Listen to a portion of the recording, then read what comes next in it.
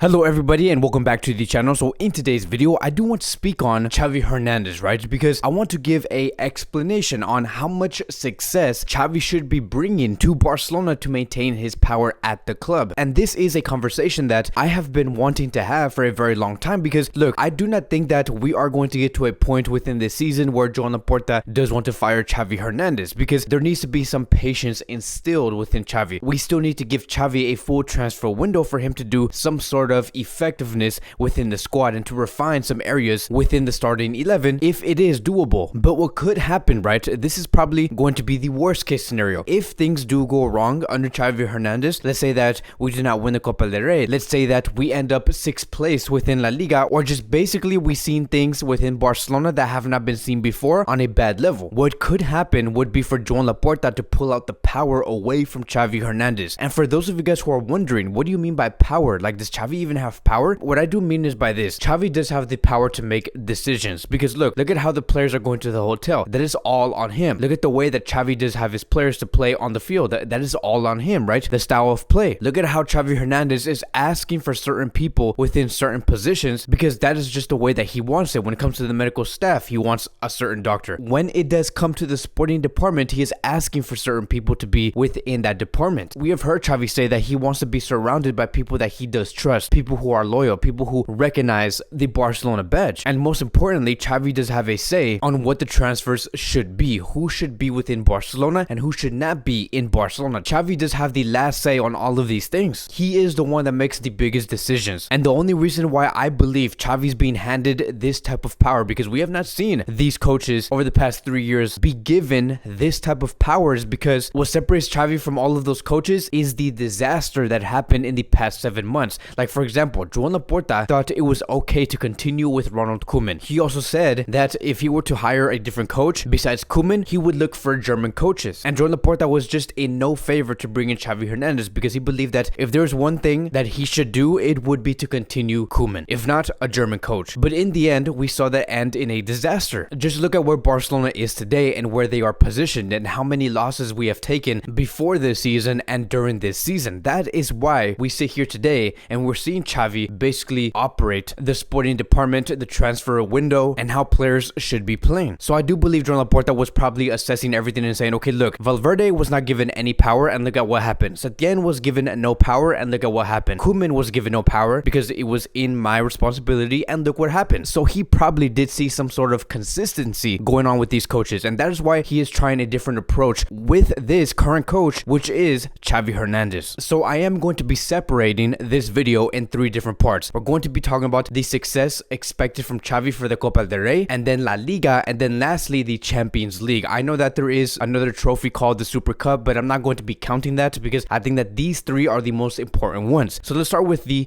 Copa del Rey. And so we previously did win this trophy under Ronald Koeman, and so I do think that he is expected, right, Xavi, he is expected to win this trophy. Now, look, I know that what I said here is a very big demand coming from Xavi, because I do think that it's going to be harder for him to achieve this trophy. One of the reasons is because of the level that these Spanish clubs are in right now. Look at what Valencia is doing. Look at what Real Betis is doing. Look at what Atletico Madrid is doing. Real Madrid, Real Sociedad. There's so many Spanish clubs in general, right? Many of these Spanish clubs have gotten very strong. But most importantly, I do think that one of the biggest factors on why Xavi is going to be finding it much harder to win the Copa del Rey is because he is not going to be having Antoine Griezmann and Lionel Messi, 2 players who are basically the reason why Koeman won that trophy. Griezmann handed so many assists and goals within this tournament. Messi was also finding those goals, building those plays, and that is why they have won the Copa del Rey. Xavi will be given the test of not having those 2 players. But in the end, I do think that it is mandatory to win this trophy and to win it well, to play with great style, to play convincingly, to win convincingly. Because in the previous games that we have played under Ronald Koeman in the Copa del Rey, they were not the most beautiful games. Like, we had poor defending. We did not control the possession. We played very slow football. But again, because of the brilliance coming from Messi and Griezmann, we were able to get through. But for this tournament, Xavi is expected to win, and expected to win with great football. Now let's move on towards La Liga. Now this is where things do change a little bit, because within La Liga, we are placed in a very horrible position. Xavi was brought into La Liga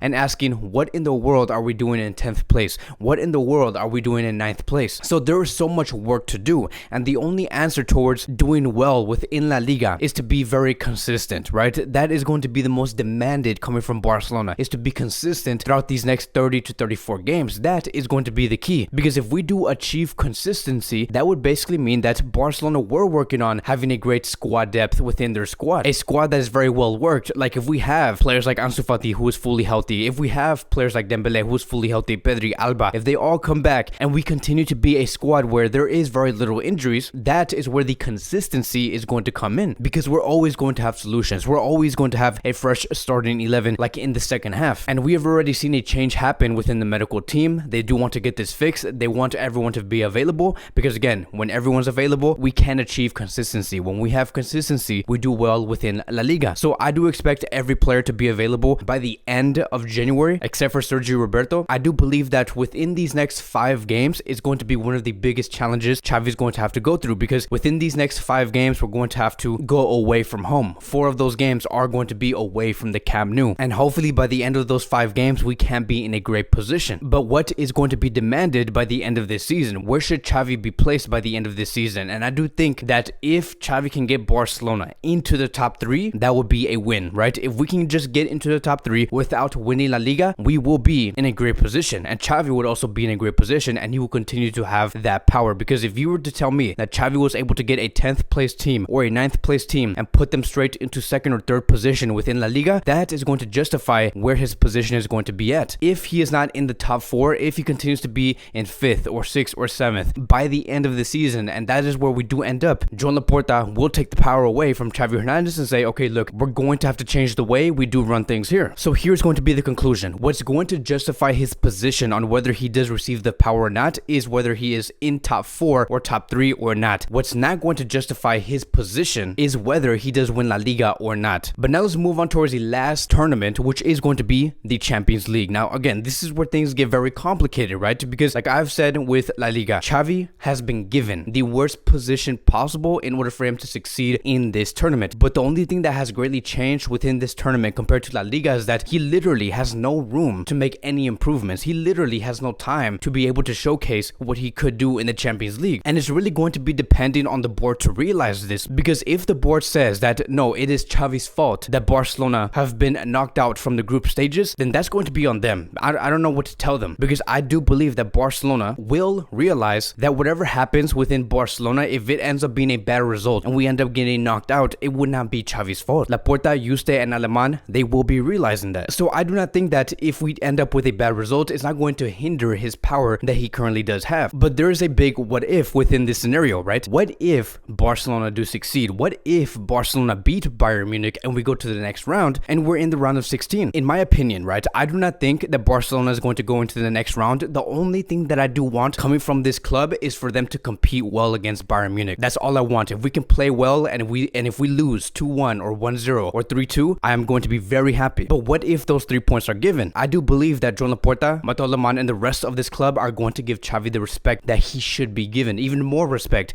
and more power that he does have at this very moment. Because if you're able to give Bayern Munich their 2nd home loss in this season, it's going to show that Xavi does have the tactical and mental change to change this squad. It's going to show you that Xavi does have what it takes to maximize these players. It's going to show you that he is very different compared to all of the 3 players that we have had in the past 3 to 4 years. So I do not think that Xavi has a case of losing within the Champions League in this season, because if all goes bad, the board members, everyone will understand why that's the case. If it all goes good, Xavi will be winning everyone within the board members. And for them to say that yes, Xavi should be given the power for him to make decisions within this club. But that is going to be wrapping up today's Barcelona Daily News. Thank you guys so much for watching. If you guys are new here, welcome to the channel. Please like, subscribe, comment, and I will see you guys in the next video.